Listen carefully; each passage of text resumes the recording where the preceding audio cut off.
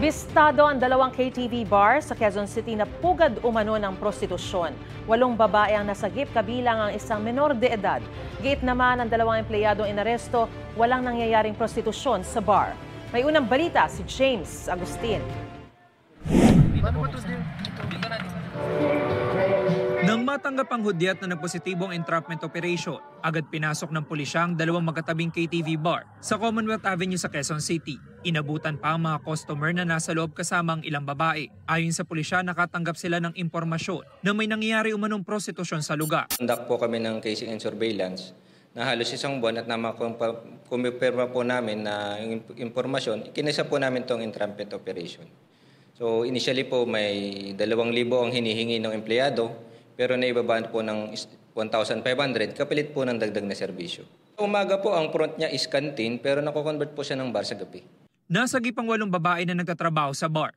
Ang isa sa kanila ay 13 anyos lang, habang ang iba ay 18 hanggang 25 anyos. So kasama po siya ng social workers natin ng Social Services Development Department ng Quezon City, ay sinama po natin sila dito sa istasyon para pakainin at mahingan po ng dagdag informasyon. Pagkatapos ay tinurn over po sa Interagency Council Against Trafficking para mag-undergo ng counseling at ito pa pang intervention. Arestado naman ang babaeng may-ari ng bar, isang babaeng empleyado at 2 lalaking empleyado. Tumangging magbigay ng pahayag ang 2 babaeng sospek. Ang 2 lalaking sospek ay giniit na walang prostitusyon na nangyayari sa bar. Wala po sir, yung isa po doon nag-aalaga ng bata po. Nadamay lang po siya, ginising po siya sa taas. Yan lang po, sir. Ba't po kayo inaresto kaya? Yan nga po, sir. Nadamay din po ako. May nakuha sa akin pera, pambayad po ng alak po yun. Kala niya po sa babae po yun. Wala lang po kami minor. Nung pagkakataon lang po na na-raid kami, ano po yun, biglaan po yun. Nabigla po ako kasi mag-isa lang po akong waiter dyan sa taas.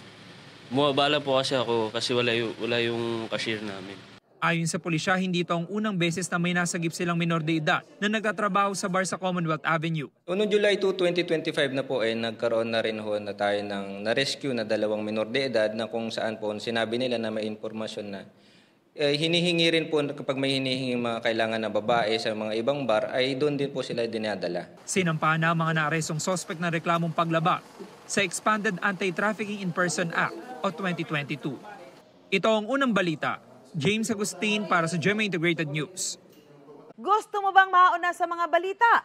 Mag-subscribe na sa GMA Integrated News sa YouTube at tumutok sa unang balita.